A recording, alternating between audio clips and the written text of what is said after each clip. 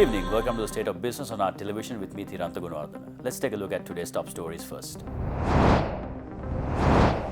Central Bank suggests an independent and data-driven monetary policy which prevents orders to print money as temporary solutions. And State Minister of Finance Iran Vikramaratne laments that Sri Lanka records the lowest entrepreneurs in the region. In your top story today, the Enterprise Sri Lanka exhibition organized by the Ministry of Finance will be held in the Anuradhapura Velasinga Harishchandra Playground from the 24th to the 27th of this month from 10 a.m. to 10 p.m. daily. State Minister of Finance Iran Vikramaratne in a media briefing in Colombo this morning said that all necessary arrangements have been finalized for the second Enterprise Sri Lanka exhibition in Anuradhapura. State Minister Vikramaratne said that the exhibition will be also a platform for intended entrepreneurs to obtain the know-how and share knowledge on enterprise development. He also said that the state and private banks will provide the necessary instructions and guidance enabling the intended entrepreneurs of the province to be qualified for the Enterprise Sri Lanka interest subsidized loan scheme. The officials who represented the Treasury at the media briefing said that the government will also conduct this exhibition island-wide, aiming at selecting youth to be absorbed as entrepreneurs in their field of selection applicable to their districts. The officials also said that the exhibition is divided into 7 different zones, enabling the participants to have easy access to venues of their choice. However, the organizers also added that a nominal fee will be charged to enter the premises, but school children will be allowed free entry for the exhibition. State Minister of Finance Iran Vikramaratne says that compared to other countries in the region, Sri Lanka records the lowest number of those engaging in entrepreneurship. The State Minister made these remarks this morning while briefing the media over the second Enterprise Sri Lanka exhibition to be held in Anuradhapura this week. Sri Lanka's entrepreneurship is regarded as very low in terms of the numbers. I'm sure there are different ways of actually measuring entrepreneurship, but the common way of measuring entrepreneurship has been as a percentage of businesses versus the working population. Sri Lanka has less than 3%. Many countries in the world, including the biggest populated countries in the world, China, even countries like Bangladesh, and then smaller countries like Vietnam, all have very, very large. China, I think, was, if I remember, about 7%. Bangladesh was like 11. Vietnam was like close to 20, and Sri Lanka is less than 3. So it gives you a sense that how entrepreneurship is very small in this country. And the Enterprise Sri Lanka concept was basically promoted by the Finance Minister and the Finance Ministry is to encourage new entrepreneurs. The exhibition is one way of getting close to people. Governor of the Central Bank, Dr. Indrajit Kumaraswamy, says that 4 frameworks have been introduced to establish macroeconomic stability in the country.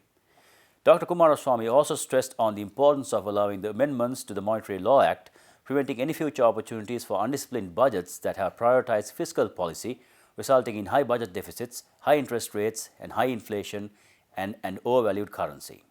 First thing is to make sure that we have sound macroeconomic fundamentals. And in that connection, the government and the central bank are in the process of putting in place 4 frameworks. First is the flexible inflation targeting for monetary policy. And this essentially, the government and the central bank together set an inflation target, and then the central bank is tasked to meet that target, to have an independent, forward-looking, data-driven monetary policy, unlike the monetary policy of the past, which has been essentially driven by fiscal dominance, whereby the government gets the central bank in the extreme conditions to print money when it runs short of it, which is extremely damaging. Now, there's a new Monetary Law Act that's being brought forward. Speaking further, Dr. Kumaraswamy also said that Sri Lanka's economy, however, remains resilient while growth remains muted. He also suggested an independent, forward and data-driven monetary policy which prevents orders to print money as temporary solutions. If Parliament approves it, the central bank will be prevented from printing money. That is to basically to buy treasury bills from the government and give the government money. This is the most damaging thing you can do, and we've done it repeatedly.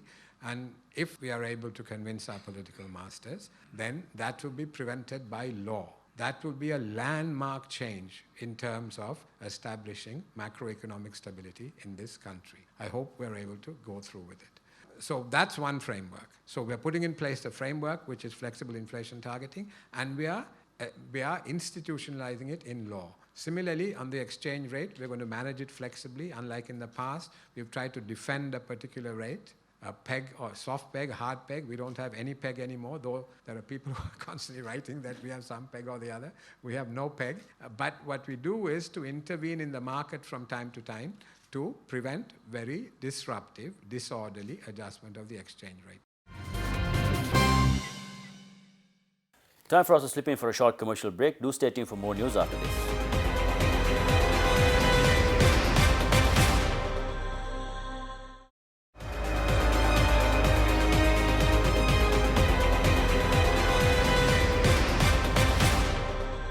Welcome back.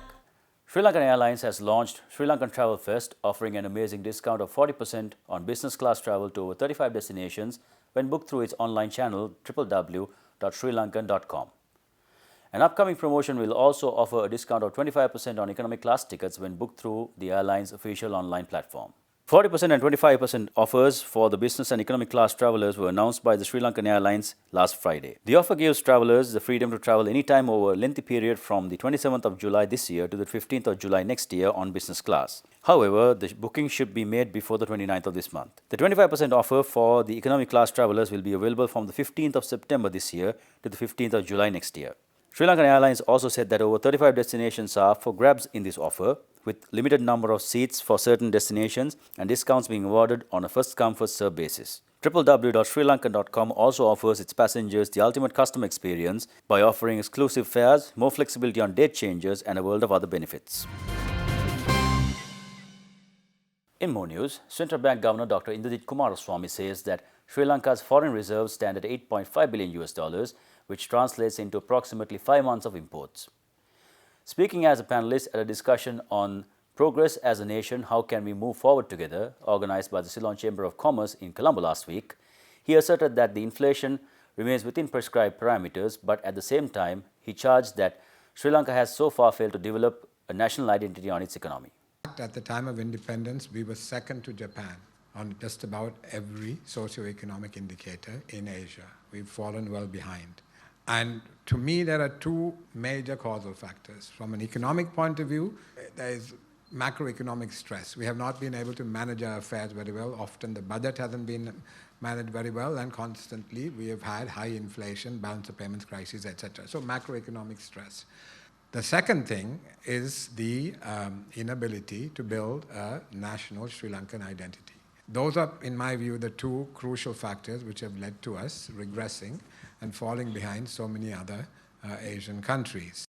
Speaking further, Governor Kumaraswamy also said that the country is, however, confident enough to settle all its due obligations as debts, and that 70% of debts due for the year has already been settled. 3 months after the events of Easter Sunday, inflation remains within our target range. Interest rates are coming down. We've had, I think, about a dozen government treasury bill issuances. On each occasion, the interest rate came down. We've had two of the largest bond issuances of all time in Sri Lanka, of 120 and 125 billion. Again, the interest rates came down. The yields on our international sovereign bonds have come down. The short-term money market rates have come down.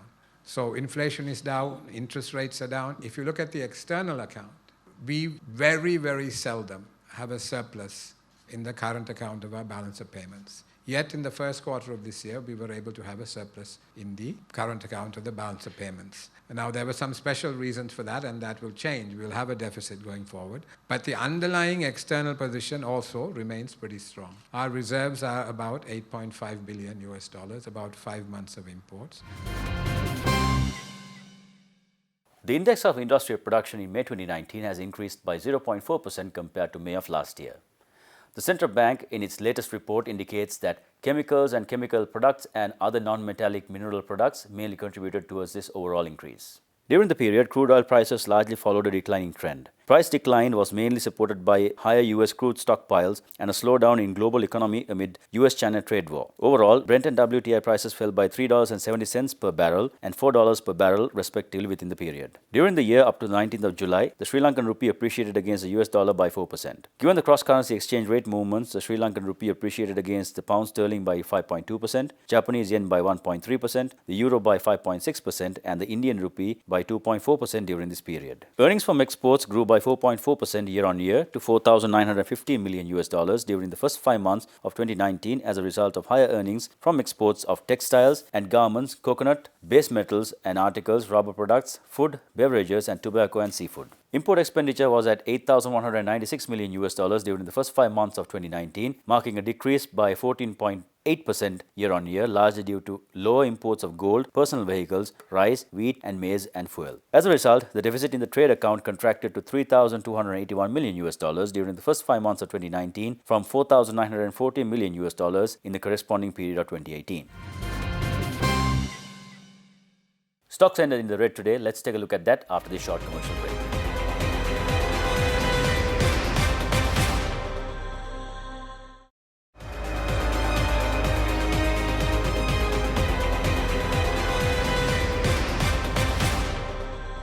Welcome back. Trading at the Colombo Stock Exchange ended on a negative note today. The all-share price index dropped by 55.37 points to close at 5,659.77 and the S&P SL 20 dropped by 37.28 points to close at 2,724.76. Market turnover dropped to 210 million rupees with 24 stocks gaining and 109 stocks declining. Now let's take a look at today's forex rates.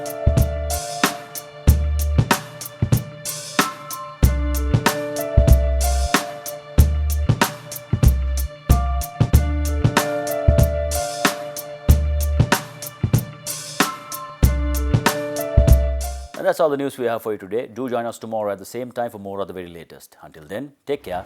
Good night.